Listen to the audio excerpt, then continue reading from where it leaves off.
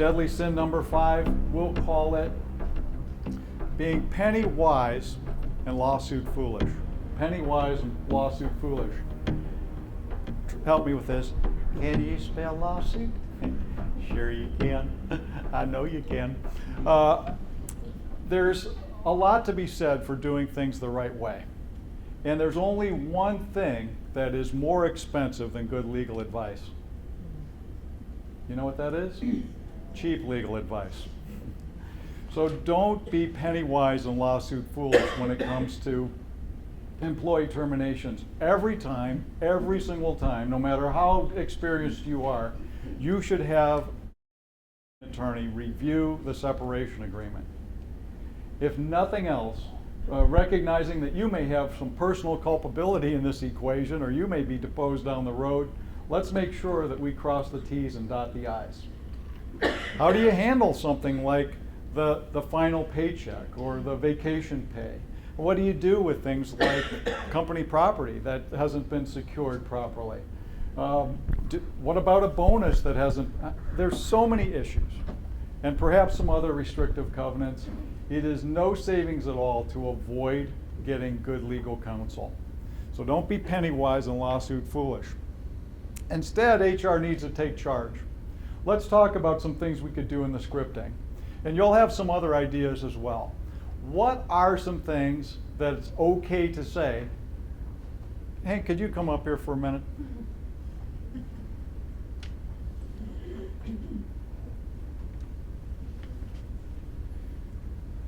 It's okay to say to Hank, your job's being eliminated. But don't be posting the job in another 2 weeks after you just told Hank that that was the reason. It's okay to say to Hank, the decision is final. In fact, I think it's really important, because if you don't say that, Hank's going to be holding on to just one thread of hope that he might get his AV job back. It's important to tell Hank in an unemotional reason why he's leaving. And don't just say layoff or downsizing. You need a real reason, because people will remember that for many, many years to come, or for the rest of their lives. It's important to say something like, Hank, I'm very sorry to tell you that the revenues that we're generating do not line up with the cost structure that we have. We've done other cost reductions, and unfortunately, your position's being impacted. So we have to reduce our costs, and we're going to have to say goodbye to you today. And that may be all the script that you need. Go over the script with Hank's boss. I was working with a company on Rockside Road a year ago.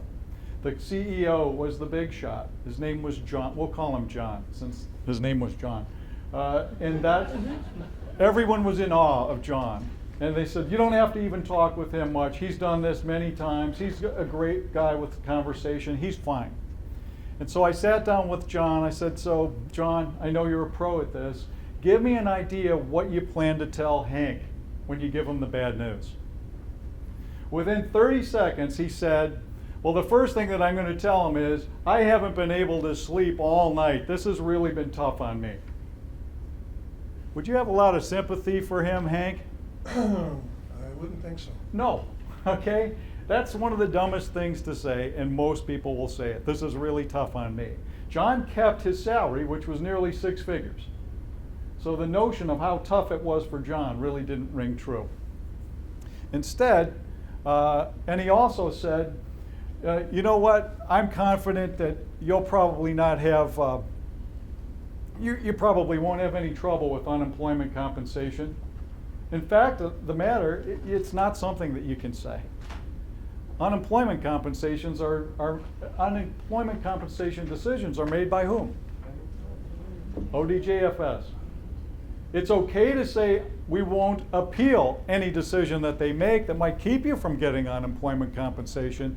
However, we cannot guarantee what's going to happen when ODJFS is concerned, and we shouldn't. Now here's where it gets a little tougher. If Hank's been here for 12 years, I think it's entirely appropriate to tell him, we appreciate the service that you've had here for the last 12 years, and Hank, we wish you well. You can grab a seat if you want. Question 1. How to fire an employee. Short and sweet. While it's good to keep the termination discussion short and sweet, that might be a little too short and not enough sweetness. It's not okay to say it's hard for me. It's not okay to say, well, back in the day, you were one of the best workers that we had. This is really dangerous to say we might find another place for you, and it will typically paralyze Hank from moving any further. Now, no one's going to be foolish enough to say, you'll probably have no trouble finding a new job. You look pretty young for your age. We tried everything we could to save you, Hank. But don't worry, old buddy, old pal. When one door closes, another one opens. Those glib platitudes don't do Hank any good, not one bit.